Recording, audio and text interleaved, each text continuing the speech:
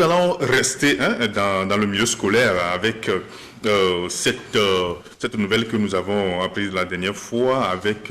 On est en train de préparer une loi pour arrêter un phénomène que nous avons dénoncé à plusieurs reprises sur ce plateau de l'autre journal, les grossesses en milieu scolaire. Ferdinand, va-t-on vers l'arrêt de ce phénomène avec cette loi qui est en préparation? La loi ne va pas arrêter le phénomène, mais elle va réprimer et dissuader les gens. Yeah. Et ça, c'est une bonne chose. Il faut avoir l'honnêteté de le dire. Nous avons plusieurs fois ici dénoncé ce laxisme de l'État, notamment sur les questions de grossesse prématurée, harcèlement, viol, dans les établissements scolaires, les lieux où les enfants vont apprendre. Et c'est un phénomène qui tend à se développer. Et les chiffres chaque année sont vraiment inquiétants. Je pense qu'on est presque à la moyenne de 5000 grossesses chaque année. Et donc ça fait 5000 filles qui quittent les bancs.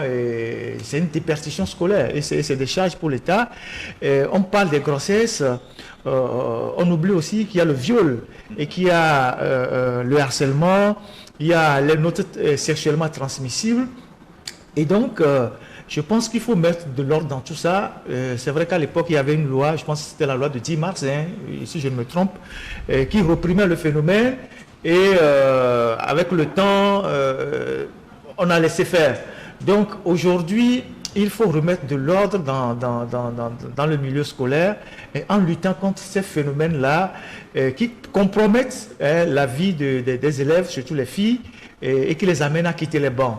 Le viol, vous savez que c'est un tabou chez nous en Afrique d'en parler. Il y a des enfants qui sont souvent victimes d'attouchements dans les établissements, même à l'école primaire. Il y a des directeurs d'école qui ont été jugés dans certaines préfectures et condamnés parce qu'ils ont violé les enfants. Il y a le phénomène des notes transmissibles, sexuellement transmissibles, qui constitue une forme de corruption dans le système éducatif parce que quand quelqu'un n'a pas le niveau, mais parce que avec l'enseignant, il y a des faveurs, l'enseignant lui donne une autre, c'est une corruption, vous voyez. Et donc, il faut remettre de l'ordre dans tout ça.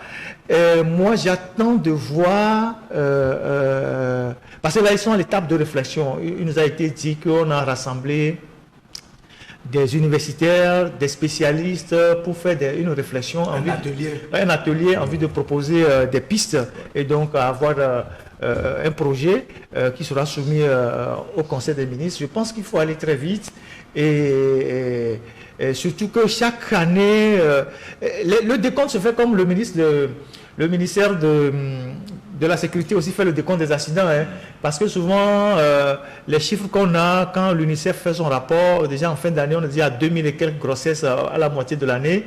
C'est très, très, très inquiétant. Donc, je pense que c'est une bonne chose que de légiférer et de recadrer un peu ce phénomène-là dans le milieu scolaire. Il ne va pas disparaître totalement, mais avec les sanctions, avec la répression, on pourra peut-être arrêter un peu l'hémorragie et sauver l'essentiel.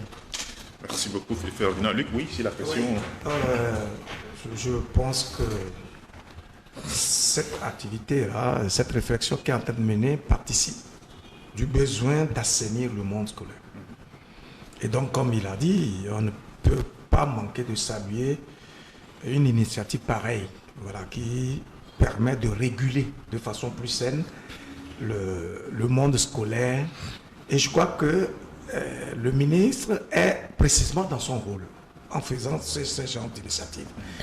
Parce que le rôle du gouvernant ou du dirigeant ou du leader est justement de faire l'état des lieux des gens qui sont censés diriger.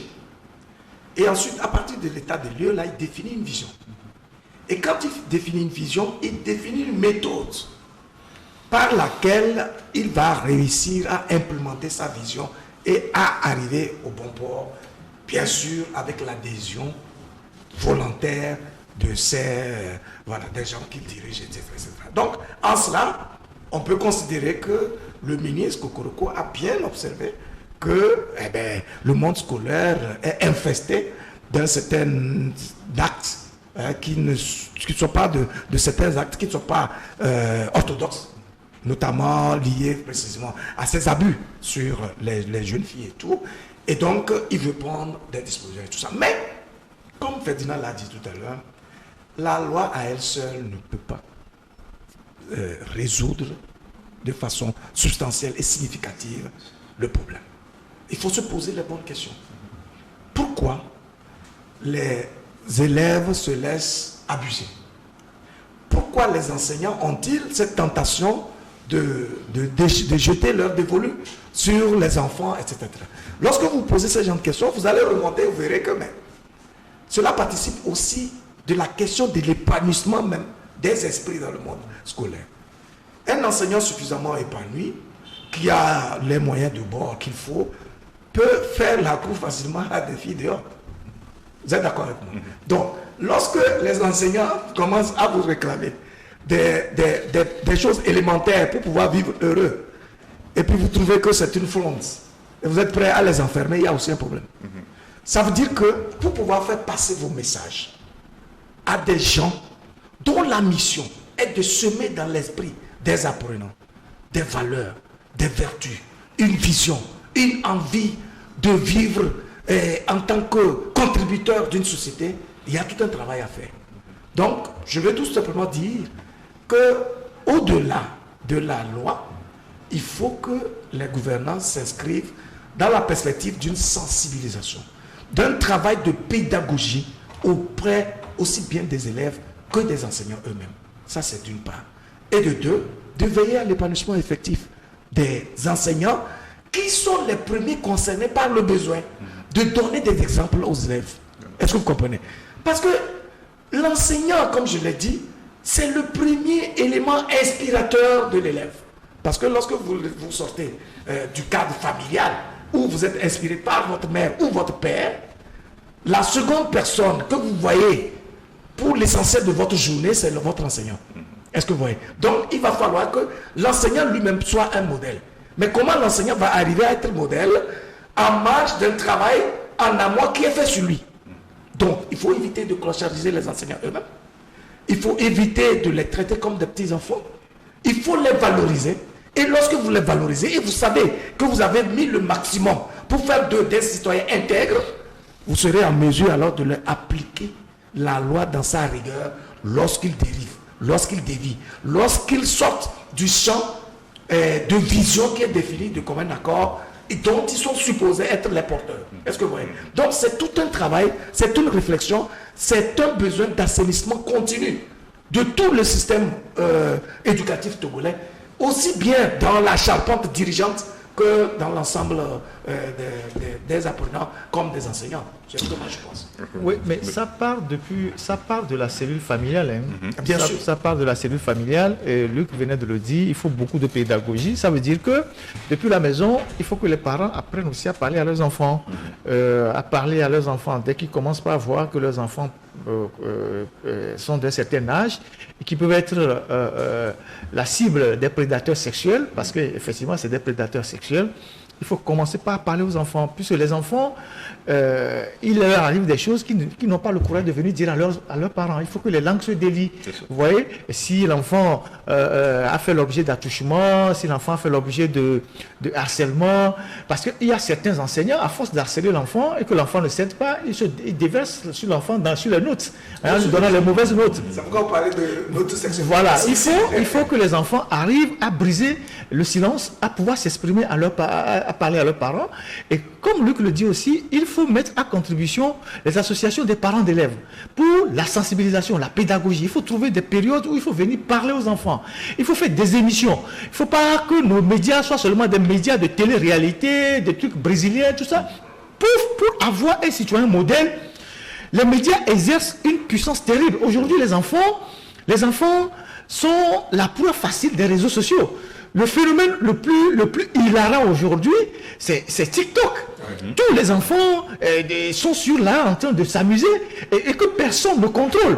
Donc, il faut des contre-émissions, il faut une contre-communication pour enlever de la tête de l'enfant tout ce phénomène-là qui envahit aujourd'hui notre société. Et donc, ça passe par quoi? Ça passe par une sensibilisation massive, ça passe par des modèles, et ça passe par une volonté, pas seulement de l'État, mais de toute la cellule familiale de la société, de recadrer les enfants. Et quand on parle de grossesse, de viol, tout ça, ce n'est pas seulement des enseignants vers les élèves, c'est entre les élèves aussi. Entre les élèves. Hein, les élèves, un garçon qui enceinte une fille, des garçons qui violent les filles et tout ça.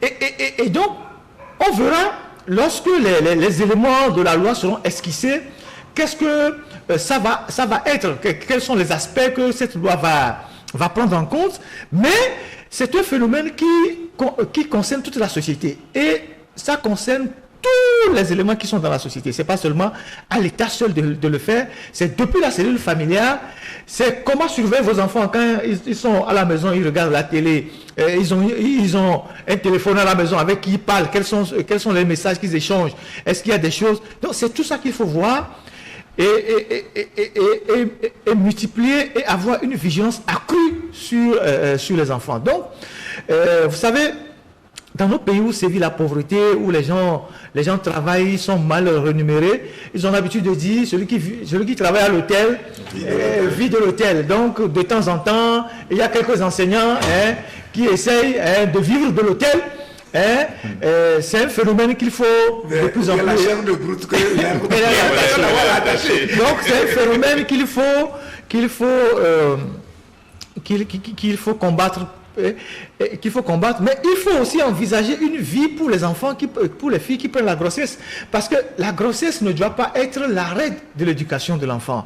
Il faut trouver un mécanisme pour que l'enfant qui prend une grossesse ne soit pas stigmatisé dans le milieu scolaire, mais qu'il ait le courage, quel est le courage de pouvoir continuer après avoir accouché. Moi, je connais des filles qui ont pris des grossesses quand on était à l'école, mais qui n'ont pas cédé à la stigmatisation.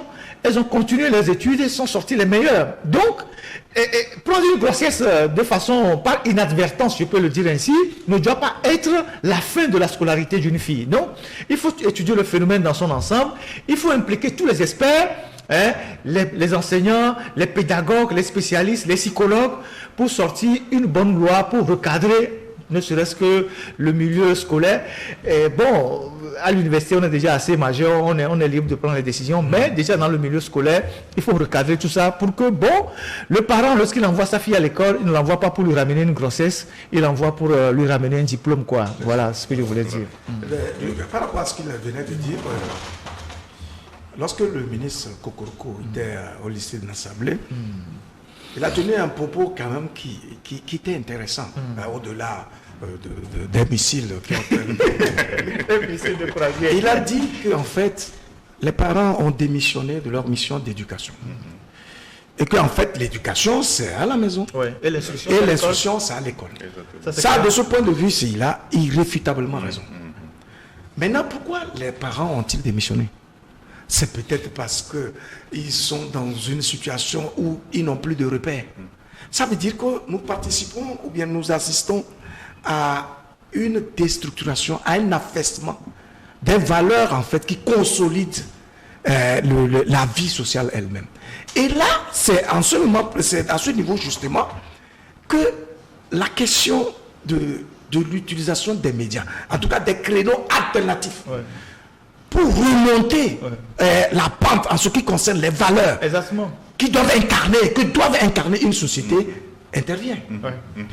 Et c'est pour ça que je n'ai jamais compris comment nos dirigeants ne se rendent pas compte qu'ils ont besoin des créneaux forts, des médias forts, des télévisions, et qui sont animés avec des programmes alléchants, excitants, où ils doivent pousser les intellectuels, les spécialistes des secteurs, de tous les secteurs, pédagogie, psychologie, etc., à se montrer particulièrement généreux par un partage de leurs connaissances qui excite l'esprit humain, qui permettent aux gens de se dire « Ah, donc c'est comme ça que les choses doivent se faire, je vais l'adopter. » Mais lorsqu'il n'y a rien, et la société est laissée à elle-même, où les enfants s'attachent à TikTok, à des créneaux, on est dans les vacances, voilà, à des créneaux d'endoctrinement qui sont mis en place par des gens bien avisés, et dont la mission est justement vraiment de nous tenir dans ce genre de futilité et de ne pas nous laisser nous concentrer sur des sujets essentiels qui permettent l'épanouissement d'une société. Ça veut dire que le dirigeant a une mission sacerdotale et même sacrée. Il va falloir qu'on crée des créneaux qui soient fiables et viables, notamment des télévisions, notamment des radios, en tout cas des cadres où, lorsque vous êtes sur votre télévision et vous suivez une émission, que vous puissiez être excité, vous puissiez être persuadé, que cela puisse provoquer le déclic d'une action ou d'un changement de comportement. Voyez-vous, donc, je crois que nous ne manquons pas des gens de cette nature-là. Nous ne manquons pas d'intellectuels. Nous ne manquons pas de spécialistes dans tous ces secteurs de la santé, de l'éducation, de l'urbanisme, etc., etc. Donc, s'il n'y a pas un travail comme ça, il n'y a pas des relais adéquats, il n'y a pas une émulation au sein de la masse où les gens libèrent leurs paroles et partagent leurs pensées, leurs convictions, leurs connaissances, il y a un problème parce que lorsque je suis ignorant d'une chose, mais je suis ignorant. Et donc, je mène ma vie comme je l'entends. Jusqu'au jour où j'apprends que vivre de cette manière-là n'est pas une bonne chose, ou du moins qu'il y a des dispositions et que c'est mieux que j'applique un certain nombre de... Juste pour dire que l'État doit apprendre à être plus présent dans la vie des citoyens. Et par toutes les voies régaliennes nécessaires, tous les créneaux qui permettent aux dirigeants ou à l'État d'exister dans la vie des citoyens, il doit pouvoir les déployer. Que ce soit l'usage des policiers, que ce soit l'usage de la communication, que ce soit l'usage, je ne sais pas, mais quelqu'un m'a dit avec beaucoup d'intérêt que c'est l'absence de l'État qui crée de l'incivisme dans une société. On parlera de la religion tout à l'heure. J'avais du mal à comprendre cela, mais après avoir réfléchi, il dit, mais écoutez, quand quelqu'un viole le feu, s'il a vu un policier là-bas, devant, ils arrêtent, il ne va pas se violer. Vous voyez, le policier représente l'État. Et il incarne la loi. Donc, dès lors qu'il est là, les gens sont disciplinés, de gré ou de force. Voyez-vous? Donc, ça veut dire que ça, c'est une présence physique. Mais la présence de l'État peut aussi se manifester justement par les créneaux dont nous parlons. La télévision, les officiels qui ont en charge des départements entiers viennent télécharger leurs connaissances, viennent répandre leurs connaissances, leurs visions, leurs attentes par rapport aux actions de la population et tout et tout. Parce que, vous voyez, j'ai l'impression qu'on nous gouverne comme si les dirigeants ont la science infuse et c'est eux qui disent à tout le monde ce qu'ils doivent faire. Non. Il faut ouvrir le champ pour partager la connaissance. Parce que le fait d'être à un poste directionnel est une opportunité. Ça ne veut pas dire que cela vous attribue en même temps toutes les vertus, toute la connaissance infuse. Donc, vous devez pouvoir vous montrer ouvert, mais en même temps, laisser la possibilité aux gens de vous apporter leur connaissance. Dans un ministère, par exemple, l'homme le plus édifiant, ce n'est pas le ministre. C'est sûrement les techniciens, les ingénieurs, ceux qui sont là et qui font le travail technique et qui maîtrisent mieux les méandres, voyez-vous, du ministère, du département et qui connaissent en même temps les réalités du terrain. Parce qu'un département, c'est en même temps une portion de la population qu'il gère. Donc, quelle est la réalité du terrain? Ce n'est pas le ministre. Le ministre, lui, il est au bureau. C'est ceux qui vont sur le terrain, qui sont capables de partager mieux, de rendre mieux compte des réalités du terrain. Donc, ça veut dire que dans le monde scolaire, éducatif, c'est vrai, cet atelier va inclure un certain nombre de personnes, mais il faut qu'on commence à élaborer une stratégie de communication qui soit efficiente et qui puisse atteindre le maximum possible des acteurs de ce secteur-là et en même temps la population dans son ensemble, comme il a dit, parce que le besoin de restaurer l'éducation, il est réel avant qu'on ne parle même des faiblesses de l'instruction. Voilà. Merci beaucoup, Luc. Bon, on espère que cette loi va prévoir des sanctions pour ces prédateurs sexuels. À défaut, s'il ne veut pas le changer, on va chercher des pasteurs, des églises pour prier pour eux, pour leur conversion. Allez,